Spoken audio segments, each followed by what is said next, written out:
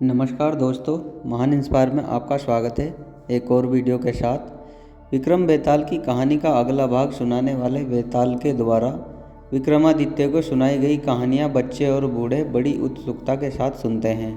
बेताल के द्वारा सुनाई गई सभी कहानियाँ बहुत ज्ञानवर्धक हैं जो बच्चों को ज़रूर सुननी चाहिए। चलिए दोस्तों, विक्रम बेताल की कहानी का अगला भाग नंबर 6 सुनाना स्टार्ट करते हैं।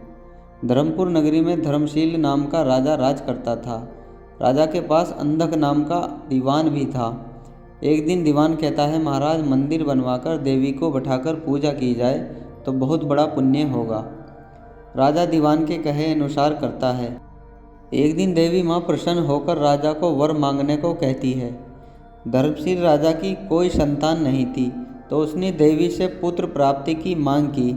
देवी ने बोला, अच्छी बात है राजा, तुझे बहुत बड़ा प्रतापी पुत्र होगा। कुछ दिन बाद राजा को एक लड़का हुआ।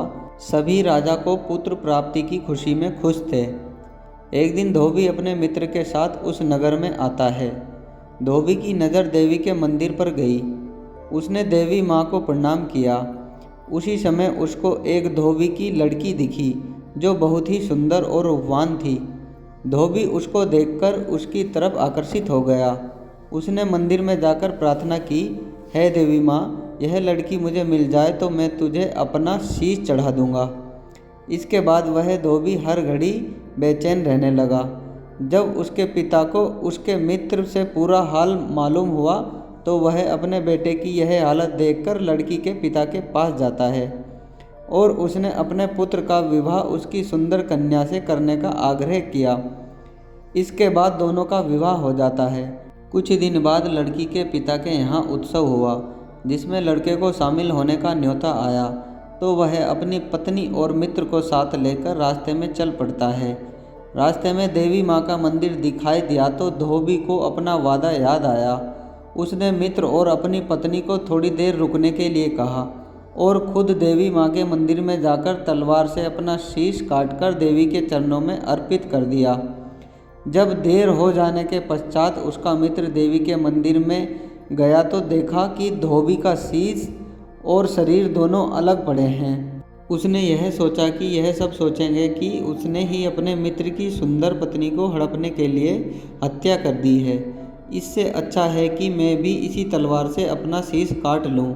उसके बाद उसने भी तलवार से अपना शीश काट लिया। बाहर खड़ी धोबी की पत्नी इंतजार में व्याकुल हो रही थी। थोड़ी देर बाद जब वह भीतर गई तो वह देखती है कि दोनों के सर धड़ से अलग पड़े हैं। वह सोचने लगी कि दुनिया बहुत बुरी है।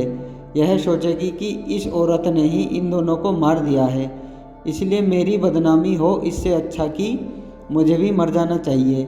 जैसे ही वह स्त्री तलवार को अपनी गर्दन पर रखती है, देवी प्रकट होती है।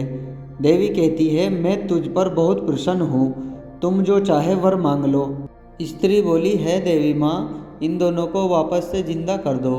देवी ने कहा, अच्छा, तुम दोनों के सिर मिलाकर रख दो। घबराहट में स्त्री ने दोनों व्यक्तियों के सिर अलग अलग जोड़ दिए। एक का शीश दूसरे के धड़ पर लगा दिया और दूसरे का शीश पहले के धड़ पर लगा दिया। जैसे ही देवी ने दोनों को जिंदा किया तो वे आपस में झगड़ने लगे। एक कहता है मेरी स्त्री है, दूसरा कहता है मेरी स्त्री है।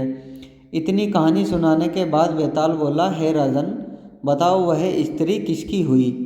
राजा ने कहा, नदियों में गंगा उत्तम है, पर्वतों में सुमेर, वृक्षों में कल्पवृक्ष और अंगों में सिर। इसलिए जिस शरीर पर पति का सिर लगा हो वही उसका पति होना चाहिए।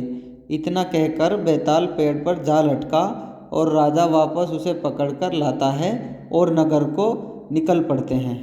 दोस्तों, विक्रम बेताल की इस कहानी में बस इतना ही। अगली कहानी मैं आपको दूसरी वीडियो में सुनाऊंगा।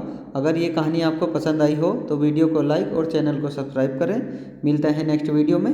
जय हिंद दोस्तों।